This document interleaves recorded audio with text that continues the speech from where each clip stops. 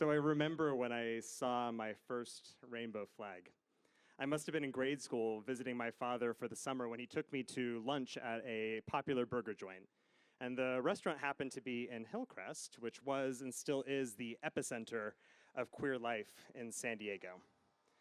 And so I was young and I was still figuring out my sexuality, and so I tried not to look at the flag directly, as if like staring at it too long or with too much interest might inadvertently out me.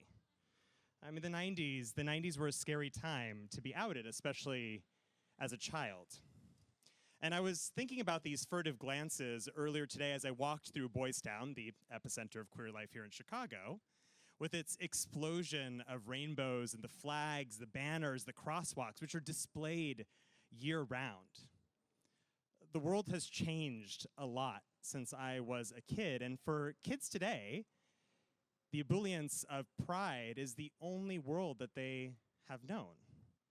Yesterday, we marked 10 years since the Supreme Court ruling in Obergefell versus Hodges, which legalized marriage equality nationwide.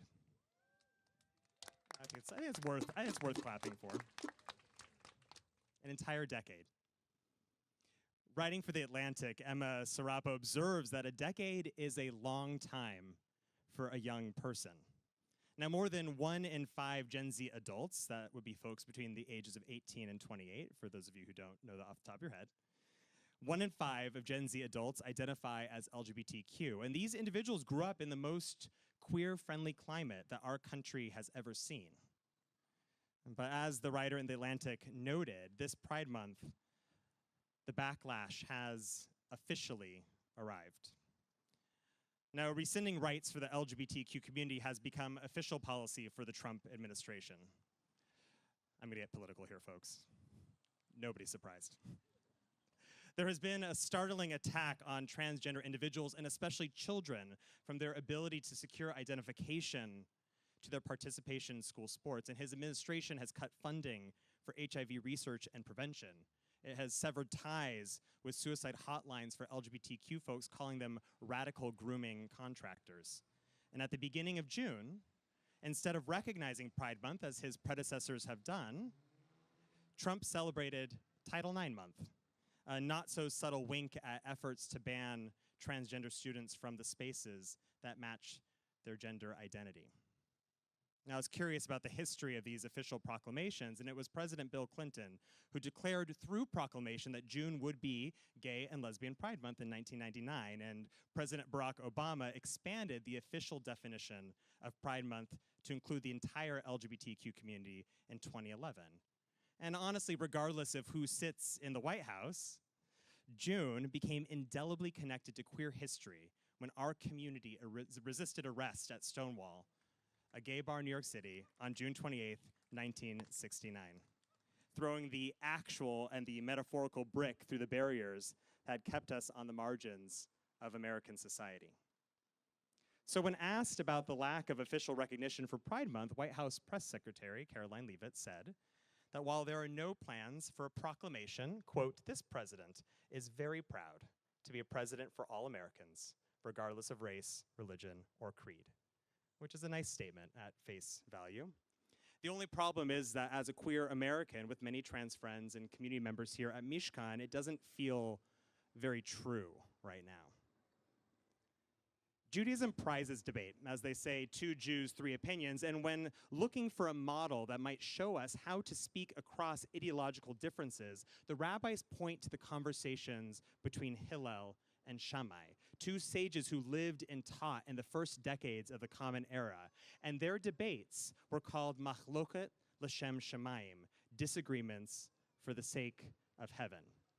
Now, their obverse is actually found in the Torah this week with the violent dissension of Korach. That's another sermon. What gave these conversations between Hillel and Shammai this particular holiness? The rabbis point to how they conducted themselves. Before offering a rebuttal, they stated the argument of the other person in the best possible light. And so, for the sake of heaven, I'm going to try to do that right now. I recently listened to a monk debate on the motion, "Be it resolved, this is America's golden age." The Monk Debates are a Canadian nonprofit that hosts discussions on contentious and often controversial topics. I highly recommend them. And those arguing in favor of this particular motion were Kevin Roberts, the president of the Heritage Foundation, and Kellyanne Conway, who was Trump's senior counselor during his first term. And those arguing against the motion were the journalists Ezra Klein and Ben Rhodes, a former senior advisor to Obama. Quite a lot of this conversation was focused on economic indicators of success, but it was Conway in particular who interested me. Sure, she talked about job protection and lower taxes and the proliferation of products made in America, yet Conway opened her arguments by saying that we stand at the precipice of a new golden age because we have arrived at a moment when people have started to say, you're no longer going to tell me who I am, you're no longer going to tell me what I believe, and you're no longer going to tell me how I should vote. Now for Conway, this era is one in which the individual citizen can be whoever they want to be with less regulation and more freedom. It's a time in which you're not forced to bear the burden of others' mistakes, whether they were born here or only arrived here a short while ago. She argued that no person should be given preferential treatment, nor should any barrier be placed in front of them. This golden age, Conway explained, is, quote, one in which everyone can share, or at least aspire to, without being snickered at, or without being made to feel less than, without being judged by people who really don't know them at all. Now, there's a radical, and I think an understandably appealing, equality to this live and let live libertarianism Conway is proposing, one that grasps that, one that reaches for the promise that all people are created equal and have been endowed by their creator with the unalienable rights of life, liberty, and the pursuit of happiness. If we are all, as Judaism offers, beings created in the divine image and therefore people of equal dignity and worth, who are we to elevate the needs of one person over the needs of another? Are we not entitled to our own little corner of the world where we can live undisturbed and untroubled by the problems of others? But this is not who we are as Jews. The queer and feminist scholar Mara Benjamin describes us as an obligated people. Now, if you haven't read her book, The Obligated Self, go buy it after Shabbat. She writes, acts of service to one's neighbor and to God devolve on the individual simply by virtue of being a Jew. Our history, of course, informs our empathic response to the other. We know the soul of the stranger, after all, because we were strangers ourselves. But our obligation to help the other is incumbent upon each of us, regardless of how we feel about them. There are no contingencies to the commands to care for our neighbor or to aid the marginalized. When speaking of our obligation to those who exist on the margins, our tradition identifies three people: the widow, the orphan, and the stranger. I like to think of these individuals as metonymies, specific cases that point to larger categories of people defined by similar circumstances. Now, the widow is the person who encounters hardship that is outside of their control, but was expected. We know that our loved ones will die. And while we hope they'll live a long time, there will be a moment when one of us will have to bury the other. And the widow is joined, of course, by other mourners, but also people who take risks that don't pay off, or those grappling with the natural end of things, a job or a relationship ended too soon, the loss of a friend or a sibling. The orphan is the one who faces tragedy that is outside of their control and unexpected. Whether through death or separation, a child without parents disrupts the order of things. He stands alongside the person living with sudden disability or illness, the trauma survivor, someone who recently miscarried, or the refugee fleeing war. And finally, the stranger is the one who carries a burden that they might have chosen.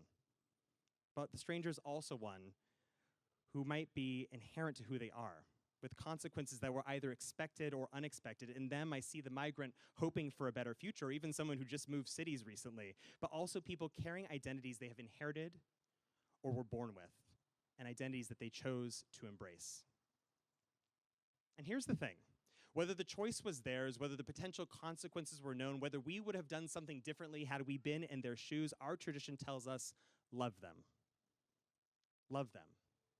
Love the widow, the orphan, and the stranger. Ve'ahavta l're'echa kamocha. Love that person as you would want others to love you. And to be very clear, and this is important, love is not a feeling. Love is not a feeling, according to our tradition. Writing about the experience of motherhood, Benjamin observes that the new parent feels a whole range of emotions toward their child. I'm sure parents in this space understand this. Yes, of course, there is tenderness and awe, but there is also anger and frustration and disappointment and annoyance. And these emotions are not love. And it would be a mistake to think that they are, or worse, believe that they indicate an absence of it. Rather, she writes, love should be understood in terms of profound concern and acts of care. We are an obligated people. And when addressing those we are commanded to love, which is, in fact, everyone, but especially the marginalized, this is expressed through how we show up and also how we bear witness to who they are, how we understand their needs and their strengths, how we celebrate what they bring to the world. Treating everyone the same erases what makes them them.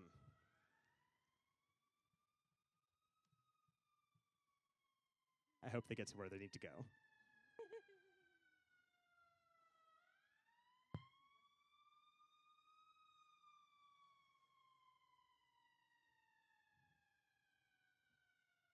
Treating everyone the same erases what makes them them. How amazing the rabbis of our tradition marvel that when a human creates a stamp and impresses that image upon an object, it looks the same every time. But when God shaped the human being in the divine image, somehow every single one of us came out unique. Yes, of course, we want equality, but equality that acknowledges our differences and even celebrates them as evidence of God's infinite and bold creativity. To recognize the differences of a person or a group of people is not an act of discrimination, but sanctification. The word for holiness in Hebrew, kedusha, also means to set something apart, to elevate it, to consider it l'shem shemaim, as if it was made for the sake of heaven. This is the lesson of Shabbat. For 6 days you shall work, but make the seventh day, make it holy.